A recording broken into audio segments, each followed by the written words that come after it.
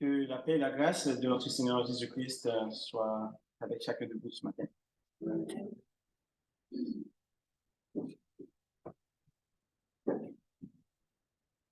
Le message de ce matin va continuer toujours dans la même optique, la série de messages que nous avons déjà entamé.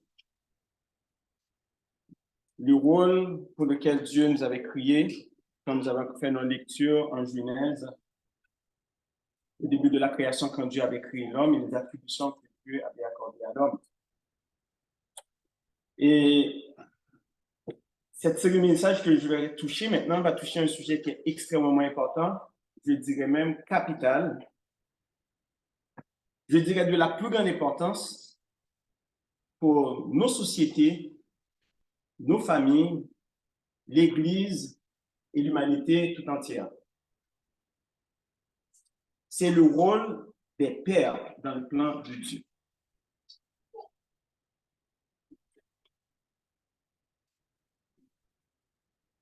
Il y a beaucoup de confusion. Nous voyons des familles dysfonctionnelles, des enfants perdus, désorientés, une société qui va totalement à la dérive, puis on se demande pourquoi. Et le sujet aussi qui va m'amener aussi à parler qui m'a amené à toucher ce sujet-là, ça vient d'une discussion que j'avais eue avec mes amis, que généralement quand on se rencontre, on fait beaucoup d'études, on discute beaucoup de la parole de Dieu. Et la question qui revenait sans cesse, c'était pourquoi est-ce qu'il y avait un taux d'abandon des enfants qui naissent et qui grandissent dans l'Église. Et rendus à l'âge adulte, se détournent de la voie du Seigneur.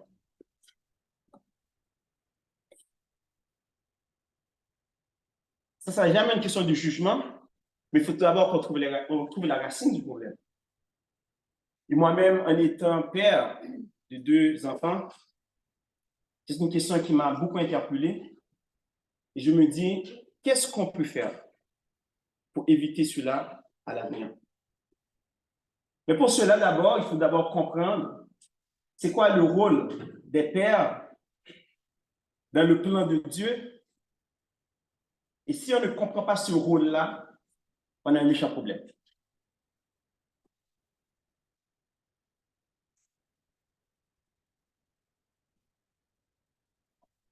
La série de messages, ça va être vraiment, je vais vous demander d'avoir votre attention complète et de comprendre le fondement. Avant même d'arriver au vif du sujet, probablement qu'on n'y arrivera pas aujourd'hui, ça c'est sûr. Mais on va d'abord comprendre c'est quoi le fondement. C'est quoi le fondement du rôle de l'homme, le mal, bien entendu, dans le plan de Dieu. Premièrement, il faut comprendre que la Bible n'a rien à voir avec la religion. Okay? Ça, c'est un concept qu'il faut qu'on comprenne très bien. La Bible, en soi, c'est l'affaire d'un roi, de son royaume et de ses sujets. Et pour bien comprendre le concept du royaume, il faut d'abord définir c'est quoi un royaume. Le royaume est défini comme l'établissement du pouvoir d'un roi sur un territoire contenant des citoyens sur lequel il a une complète domination en imposant sur ce royaume sa volonté, ses intentions, ses valeurs, sa moralité, son mode de vie et la nature même du roi. C'est ça qu'on veut dire un royaume. Et c'est pour la raison pour laquelle Jésus est appelé Seigneur, Adonai. Parce que la terre et les cieux l'appartiennent. Et c'est pour ça qu'on va voir que les colonies, généralement, vont adopter les modes de vie du royaume. Quand un royaume va coloniser un espace, qu'est-ce qu'il fait? Il implante ses façons de faire. Il va implanter ses valeurs, ses mœurs, etc., etc. C'est pour ça qu'on va voir que dans les colonies anglaises qui ont été colonisées par l'Angleterre, les volants des voitures ne sont pas à gauche, les volants des voitures sont à droite. On va voir que les pays qui ont été colonisés par l'Angleterre ne boivent pas beaucoup de café, ils vont boire du thé. Vous comprenez? Bon, on continue.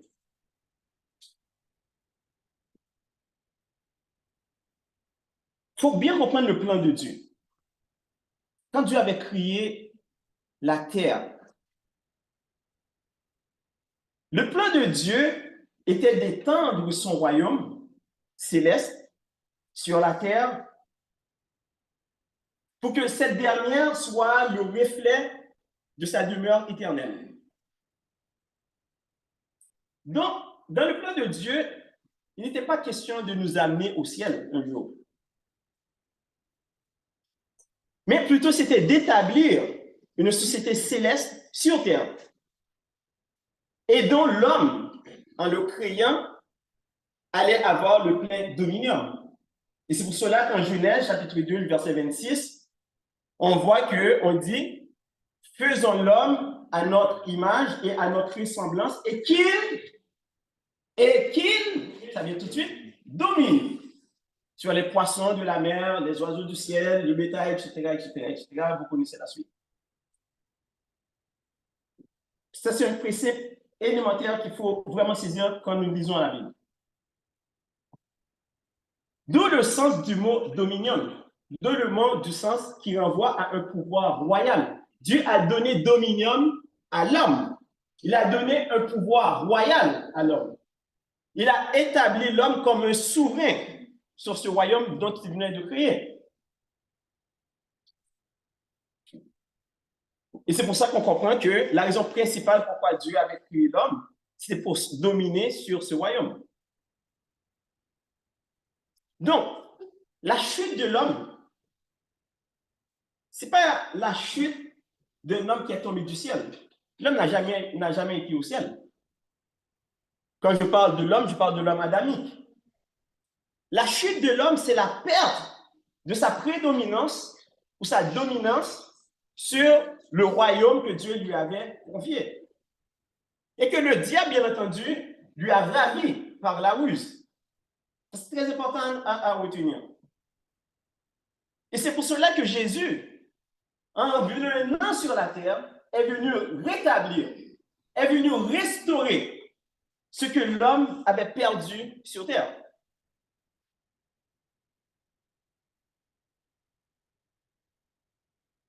Il faut alors comprendre que aller au ciel n'accomplit pas le dessein de Dieu.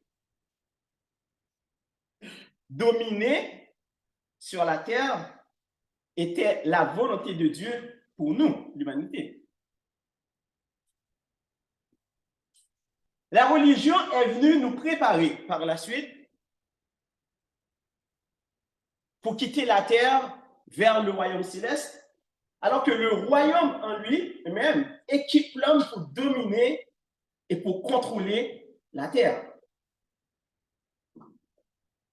Le royaume est une question d'occupation. La religion est une question d'évacuation.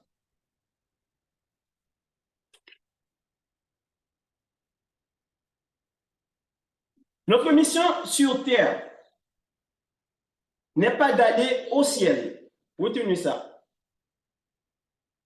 Notre mission sur terre n'est pas d'aller au ciel, mais de propager la parole de Dieu partout, sur toute la surface de la terre.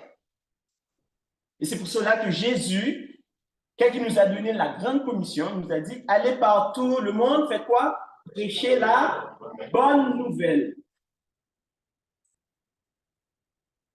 Et cette mission se converge aussi à étendre le royaume de Dieu en faisant des disciples, les baptisant au nom de qui?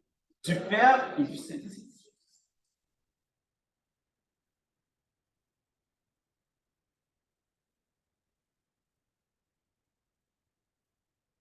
Tout cela dans la seule mission de regagner des terrains, un terrain qui a été perdu au détriment du malin. Et c'est pour cela qu'en en 1 Jean chapitre 5, le verset 18, il est dit, nous savons que quiconque est né de Dieu ne pêche point, mais celui qui est né de Dieu se garde lui-même, et le malin ne le touche pas. Nous ne sommes pas, nous savons que nous sommes de Dieu, et que le monde entier est sous la puissance de qui? Du malin.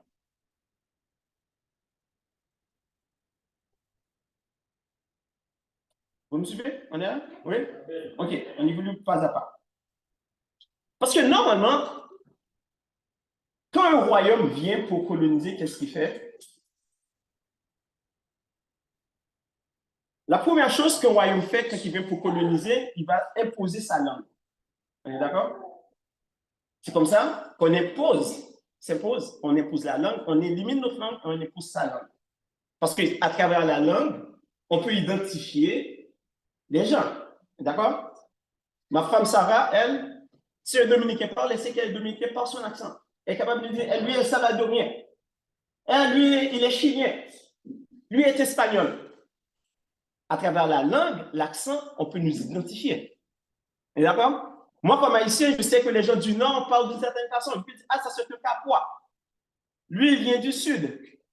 Vous comprenez? C'est ça que ça fait. La langue nous identifie. D'où, en 1 Corinthiens, chapitre 13, verset 11, c'est là que l'apôtre nous dit, lorsque j'étais enfant, je parlais comme un enfant. Je pensais comme un enfant. Je raisonnais comme un enfant. Lorsque je suis devenu homme, je fais disparaître ce qui était de l'enfant. En acceptant Christ, nous faisons partie de ce nouveau royaume. Donc, notre mission est de l'étendre où? Sur terre. Pour faire quoi? Récupérer ce royaume qui a été perdu au détriment de qui? Du malin. 2 Corinthiens chapitre 5, verset 17, nous dit aussi, n'oubliez pas que le royaume, quand il vient s'installer, il vient imposer sa façon de faire les choses. Vous êtes d'accord? Et c'est pour ça que dans 2 Corinthiens chapitre 5, verset 17, nous dit, si quelqu'un est en Christ, il est quoi? Il est une nouvelle créature. Les choses anciennes sont... Maintenant, toutes choses sont devenues nouvelles. On avance. En Matthieu 4, verset 17, Jésus, dans sa première allocution publique, après avoir été testé par Satan dans le désert et avoir imposé sa suprématie sur Satan, après l'avoir tenté, ça c'est un très beau récit. Nous allons faire un très beau message là-dessus à un moment donné. Il y a beaucoup de choses à dire sur ça. Le premier message que Jésus a dit, après avoir été tenté par le diable, sa première apparition publique, il dit « Répentez-vous, car le royaume de Dieu est proche. » Et en Luc, chapitre 4, le verset 43, il dit « Il faut que j'annonce quoi? Le royaume. » Et en Luc, chapitre 9, le verset 12, il envoya ses disciples à quoi? Prêcher quoi? Le royaume. Et guérir les malades. L'objectif du royaume est d'étendre son territoire. Le royaume n'a pas pour objectif de céder le territoire, mais de prendre de nouveaux territoires et d'étendre son territoire. Il n'y a aucun royaume qui va céder son territoire sans résistance. Et c'est pour cela, dans la lecture dont nous avons faite ce matin, le frère Benjamin nous avait fait ce matin, en Luc chapitre 11, versets 14 à 23, on comprend très bien cette notion de territoire. Quand Jésus a chassé le démon, qu'est-ce qu'on avait dit? On avait dit qu'il utilisait d'autres mauvais esprits pour chasser ces démons. Et Jésus a dit, mais c'est ridicule. Pourquoi Satan céderait son territoire? Si je chasse un démon par un démon, ça ne fait pas de sens. Parce que c'est une guerre de territoire. Satan occupe déjà l'espace. Je ne vais pas utiliser Satan encore pour chasser Satan dans son propre territoire. Donc, l'esprit qui vient de moi ne vient pas. Vient de celui qui est plus grand que Satan. Et j'ai gagné cet espace en chassant Satan pour prendre la place. Et les miracles dans la Bible ne sont pas des choses anodines en passant. Les miracles dans la Bible avaient des raisons bien spécifiques pour lesquelles ils ont été faits. C'était une bataille de territoire. C'est le royaume de Dieu face au royaume de Satan. Ça, c'est les guerres spirituelles. Ce sont des choses qui se passent au-dessus de nos têtes. Mais nous, comme chrétiens, si nous ne sommes pas conscients, nous ne voyons pas cette bataille. C'est une bataille de tranchées. Et c'est pour ça que Jésus, dans la Grande Commission, la seule chose qu'il nous a dit, c'est d'aller par tout le monde. Il nous a donné cette mission. Pourquoi? Parce qu'il savait qu'il fallait qu'on gagne du terrain.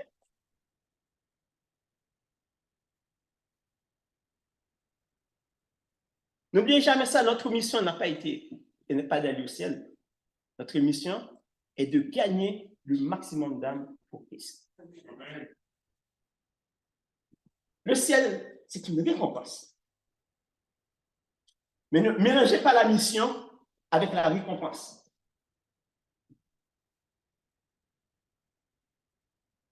Et c'est pour cela que Jésus, en Matthieu chapitre 6, verset 9, qui démontrera quand les disciples ont dit, mais Père, comment prier? Il dit, notre Père qui est, il va dire sur terre, qui est où? Que ta volonté soit faite sur la terre comme au ciel.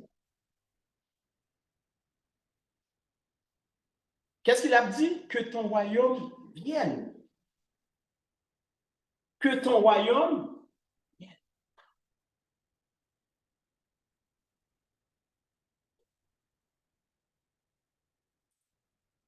On continue.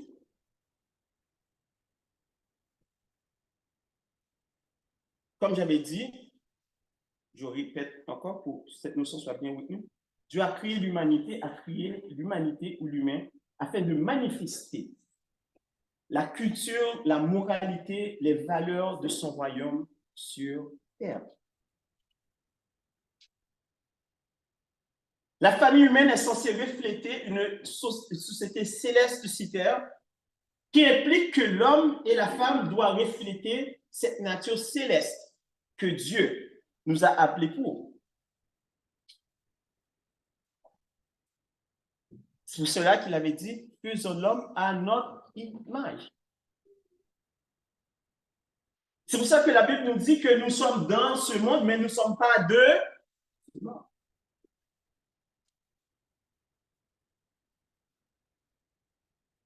Bon, on va commencer à entrer dans les choses un petit peu plus corsées. La fondation de la famille humaine ou de l'humanité est un homme mâle.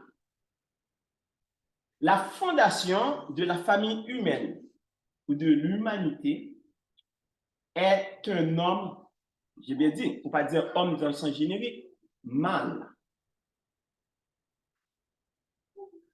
Il existe plus de 6 milliards d'humains sur Terre. Mais Dieu en a fait un seul à partir de la poussière de la terre. Et plus jamais, ça s'est reproduit. La femme ne vient pas de la terre. Il y a une raison pour ça aussi.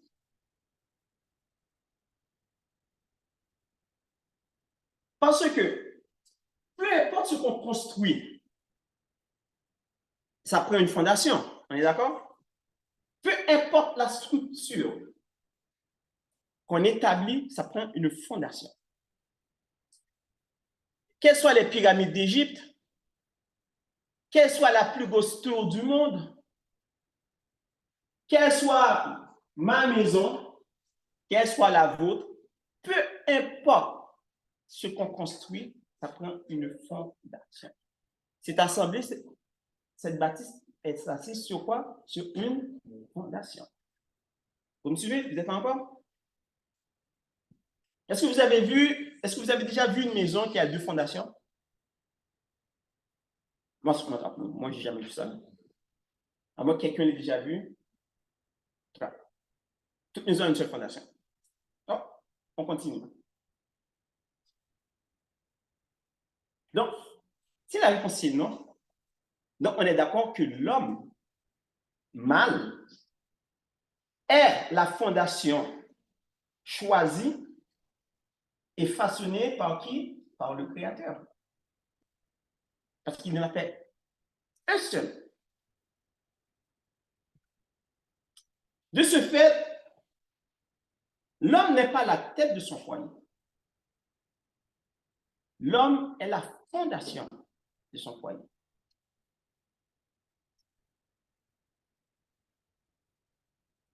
Je parle aux hommes de cette assemblée.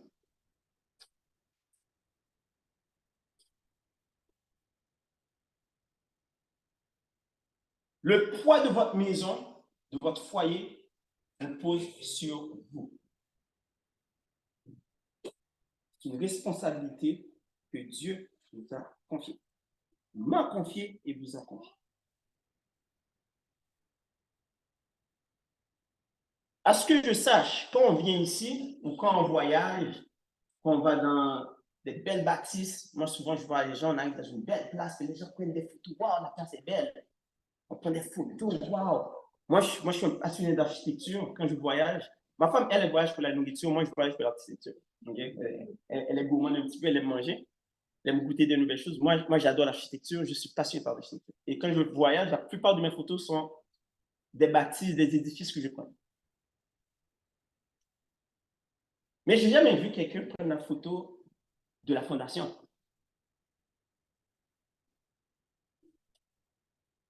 J'ai jamais vu ça. Et vous avez déjà vu ça?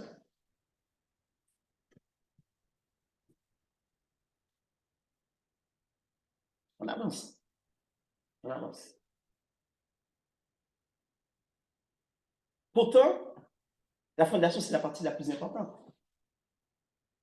Que j'aille au musée du Louvre, que j'aille dans la cathédrale de Paris,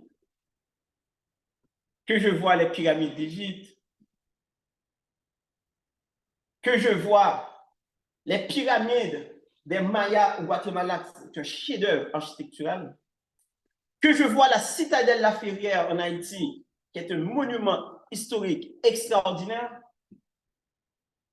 tout est assis sur une fondation.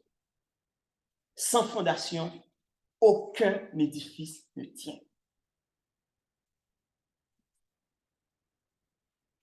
De ce fait,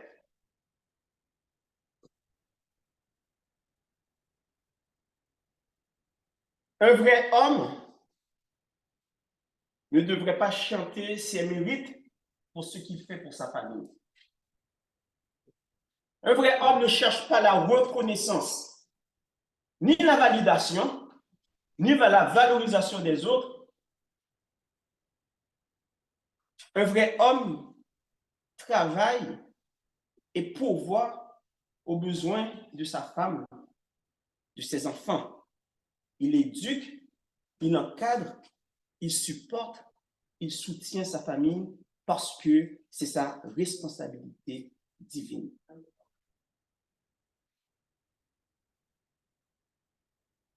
Moi, je vois des hommes qui se plaignent. Oh, maintenant, on ne nous reconnaît pas. Que tout le temps, les femmes prennent toute l'attention. La fête des mères, c'est oh my God, c'était des fleurs partout, et les hommes, il ne se passe rien. Mais de quoi vous chialez? Vous êtes la fondation, vous n'êtes pas censé être vu.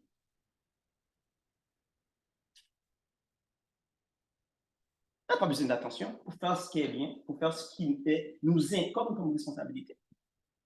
Moi, je veux qu'on voit ma femme. Je veux que ma femme soit belle. Ma femme, je dis souvent, Regarde la femme de quelqu'un, puis tu comprends quel homme qu'elle a. Tu vas savoir l'homme qui est derrière elle.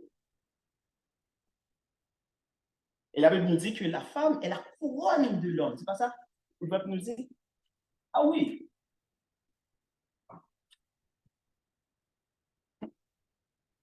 Oui, j'ai toujours dit à ma femme, c'est mon passeport. Tu es mon passeport.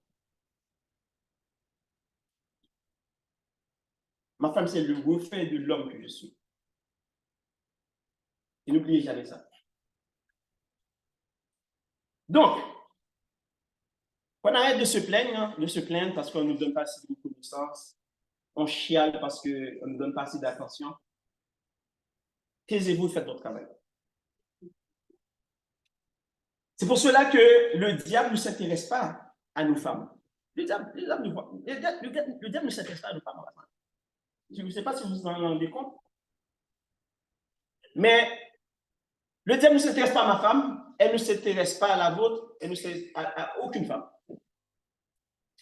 Parce que le diable sait que nos femmes, ma femme, n'a pas été conçue pour supporter quoi que ce soit. La femme a été conçue pour être l'aide de son mari.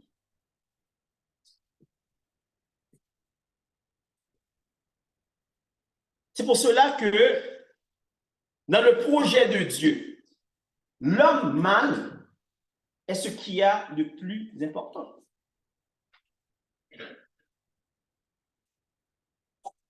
Et je ne sais pas si vous observez ça. C'est très difficile de voir des publicités à la télé qu'on ne montre pas une femme à moitié dénudée. La pornographie a été faite pour qui? Les hommes. Donc, quels que soient les films qu'on fait, il faut toujours qu'il y ait une scène sexy. Ça a été fait pour qui? Pas pour les femmes, pour les hommes. C'est l'homme qui est la cible. Pour nous détourner nos désirs. Parce que quand l'homme abandonne son foyer, c'est la structure qui tombe.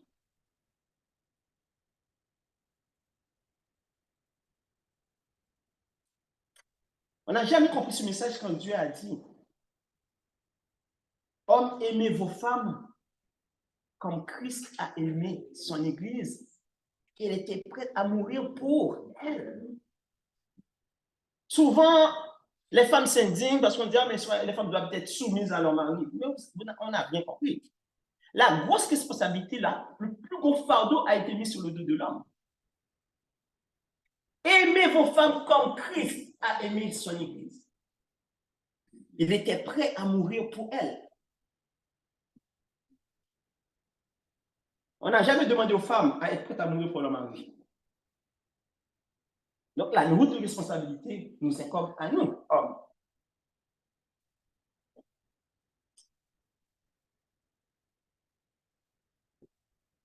En Genèse 2, on le voit, le diable a compris.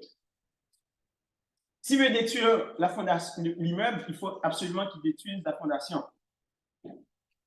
Et c'est pour cela que Ève, dans sa conversation avec le diable, eh bien, le serpent, rusé qu'il est, il vient voir la femme et il dit, est-il vrai que Dieu a dit? Pourquoi est-ce que le serpent a utilisé cette ruse? C'est une question. Pourquoi Ève et pourquoi pas Adam? Personne ne s'est jamais posé cette question. Hein? Pourquoi Ève et pas Adam? On va y arriver tout de suite. Pourquoi Ève? La réponse est très simple. Quand Dieu créa l'homme, est-ce que quand Dieu a créé l'homme et qu'il avait donné instruction à Adam, est-ce que Ève était déjà créée? Non. OK. Comment ça se fout un petit peu? Donc, les instructions de Dieu ont été données à qui? Au mâle ou à la femelle? Au mâle. Et c'est après lui avoir donné instruction que Dieu créa la femme. On est d'accord que Satan savait que Dieu n'avait pas parlé à Ève. Adam a dit à Ève, de tous les fruits du jardin, tu ne touches pas à cet arbre-là.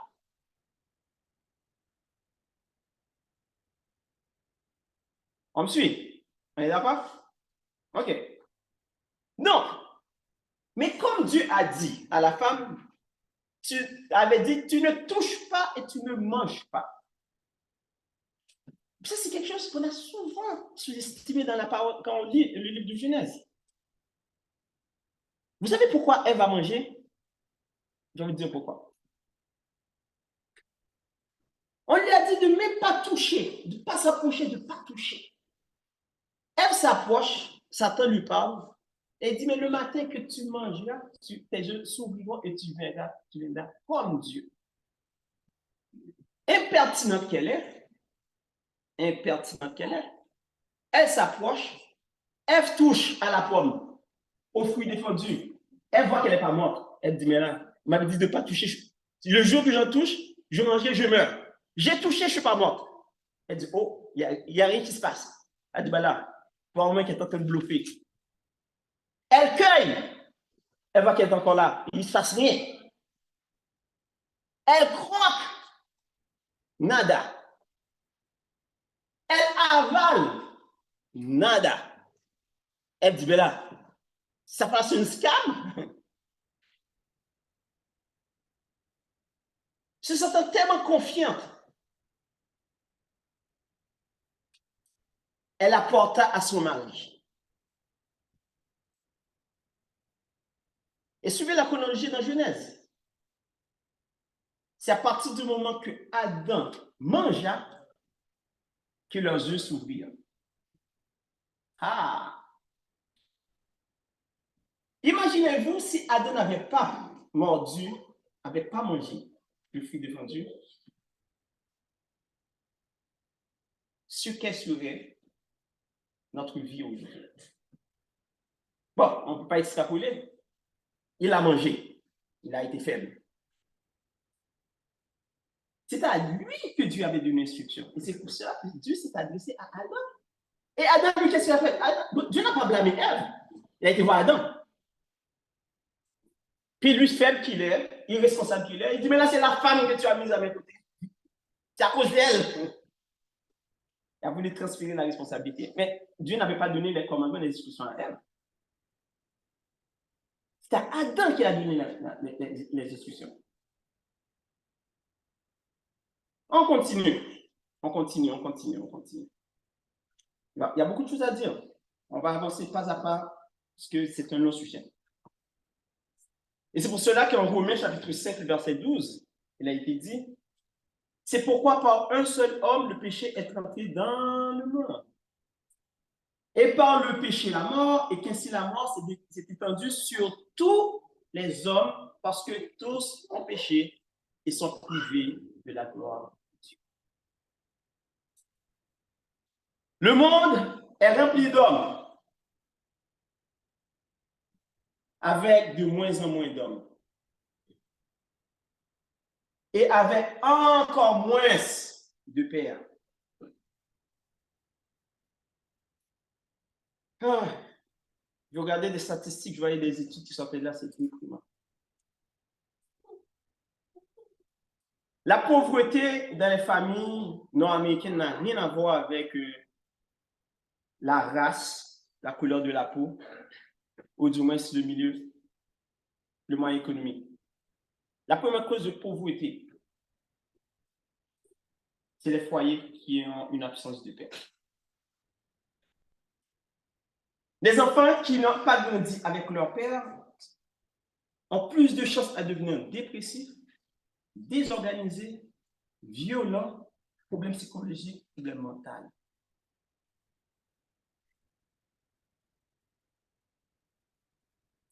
Et probablement dans la suite du message, je vais vous donner plus de chiffres et vous allez voir, c'est vraiment alarmant. Non, moi, il faut comprendre que toutes les fois que l'humanité sort du plan de Dieu, c'est la débandade totale. C'est la débandade totale. On n'est plus dans les lois de Dieu. Et c'est pour ça que la Bible nous dit que le salaire du péché, c'est quoi? C'est la mort. C'est la séparation de l'homme avec son Dieu. Parce qu'en étant suivant pas les principes de Dieu, on s'éloigne de Dieu. Et si on s'éloigne de Dieu, on n'est pas dans la prison de Dieu, on est mort spirituellement.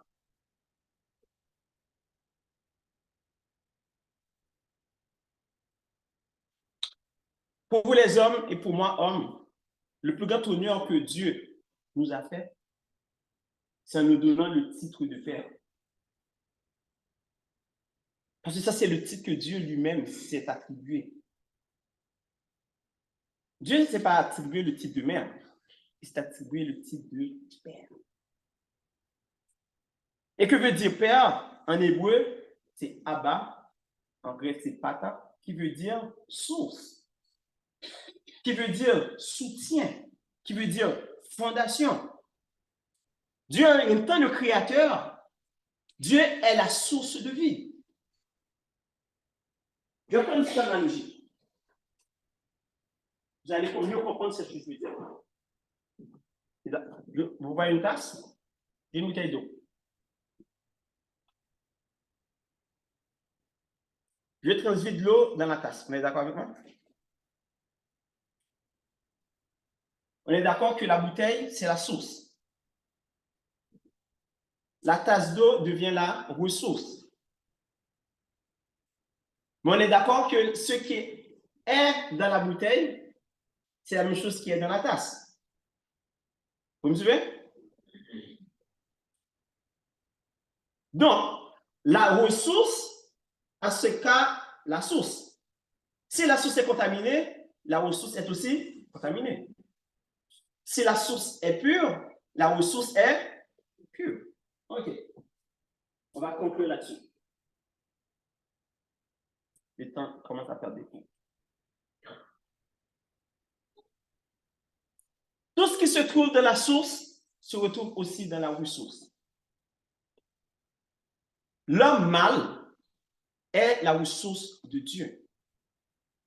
Faisons l'homme à notre image et à notre ressemblance et y insuffla.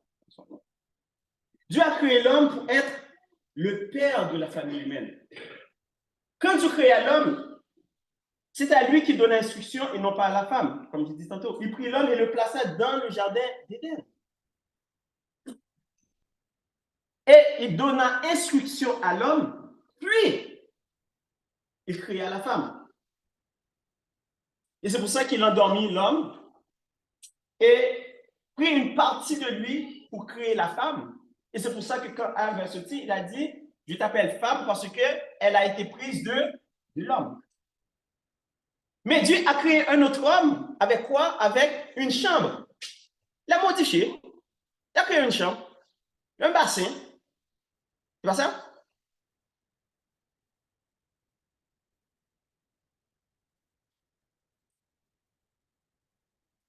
C'est pour ça que moi je dis aux gens là, tu peux changer de sexe, tu peux te faire opérer, changer de sexe.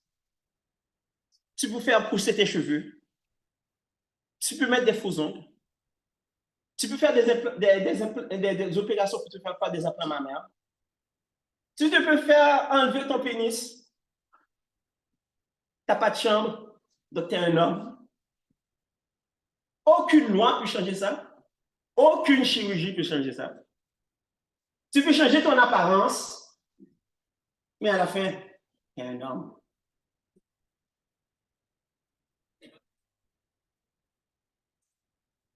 Un petit clin d'œil à mes amis, vous comprenez? Un petit clin d'œil. Il n'y a aucune loi qui peut changer ça. Aucune législation. Un homme reste un homme. Un homme pourrait... Est-ce qu'un homme peut enfanter? Est-ce qu'un homme a un bassin pour recevoir un enfant? Tu prends un cochon, tu l'habilles, tu lui mets une boucle d'oreille, tu lui mets du lipstick, ça reste un cochon pareil. Elle ne change pas sa nature. Donc, je vais finir là-dessus. Je vais vraiment finir là-dessus. Et je vais vous laisser ça, c'est là-dessus qu'on va continuer la prochaine fois. Ça, je veux que vous reteniez très bien ce que je vais dire.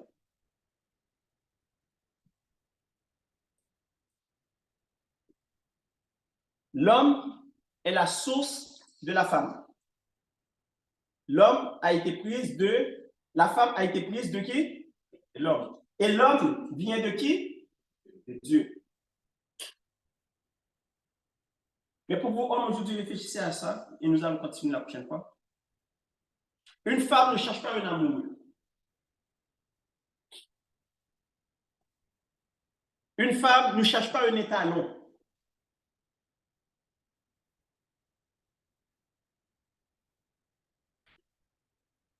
une femme cherche un père.